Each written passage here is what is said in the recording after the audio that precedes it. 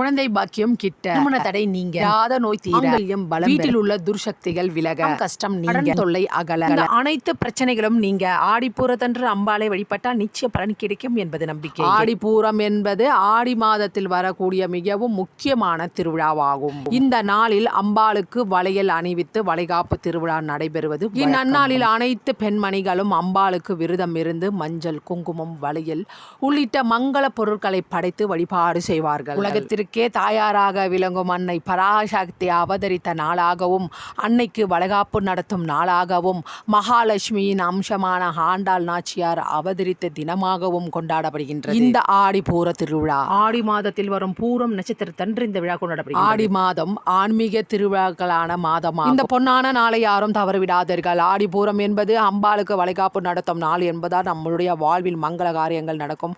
அம்பாளின் அருள் நமக்கு பரிபூர்ணமாக கிடைக்கும் என்பது நம்பிக்கை.